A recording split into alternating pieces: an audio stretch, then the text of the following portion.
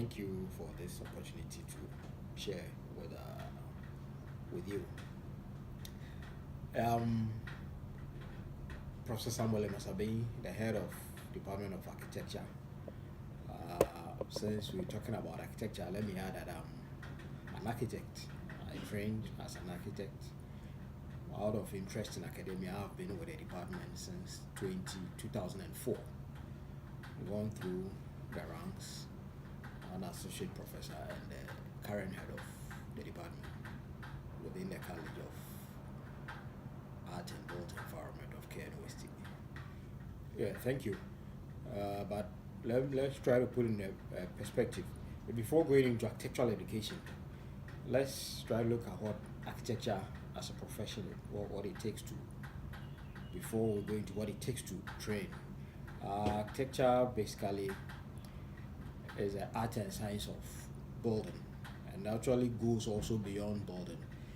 But then it gets into problem solving, delivery of solutions as far as the built environment is concerned, right? And in that regard, it has to do with organization of spaces, design of building, landscaping, sometimes the planning and design of an entire city.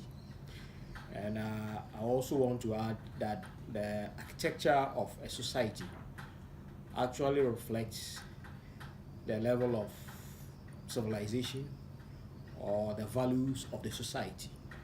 If we could take a given society, for instance, say Ghana, recently there have been discussions on need for a national structure for a religious structure. That one, for instance, will reflect the image of the given society, the kind of religion, be it Christian, be it Islamic, whatever. So the kind of architecture has a bearing with all this.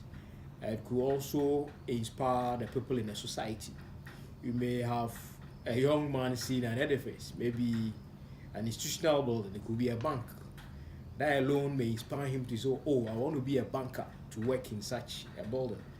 So the architecture of a society does all that. It inspires the people, reflects the level of development. It also has a link with the economic development of a given society. And talking of building itself, which comes out of architecture, it's of practical necessity for civilization to be able to move. We need buildings, we need spaces for all that. So with that background, the personnel or the profession that will help to realize this, to develop the architecture of a society, is the architect, right? And for the architect, he or she also works together with allied professionals. The others come in, the structural engineers, the civil, the quantity surveyors, landscape architects, other professionals, they all come in together to develop an architecture that may be cost effective. These days there's so much talk about environment, maybe environmentally energy efficient and all that. So with this then, to link with architectural training, the architect has to be somebody who has the requisite knowledge and also licensed by the state to be able to practice, to evolve all these forms of architecture for that society. And with the training, I'll say it is two-phased. There's a practical and a theoretical component of it. With the training, for now, it's more formal. But time back, if we look at some of the masters of architecture, they didn't have the very formal structured training that we have. It was through apprenticeship on the field.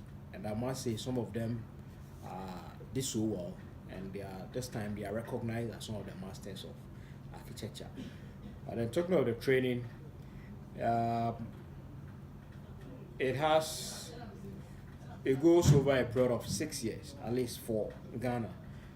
But in some jurisdictions, they have a 5-year training, after which the practical component I mentioned, it comes in on the field to learn to develop.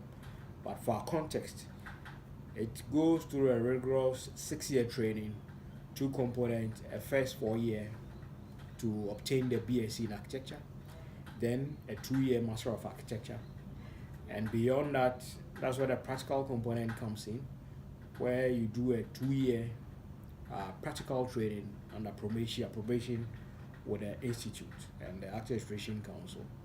But then in school, it's over the 6-year period. And for the training at school, requires a number of qualities. An individual should be creative, imaginative, be able to draw, and I must add that at the intake level, the various backgrounds come in. From the SHS level, students who read science, they come in, visual arts, they all come in, the creative art, they all come in. And it's such that the programs are structured. I mentioned that you need to be able to draw, be creative and all that. Programs are structured for them to be able to even out to develop all those qualities. So even the group that might think they are not capable, they can't draw, they are all, programs are structured to help all these groups of people to be able to pick it up.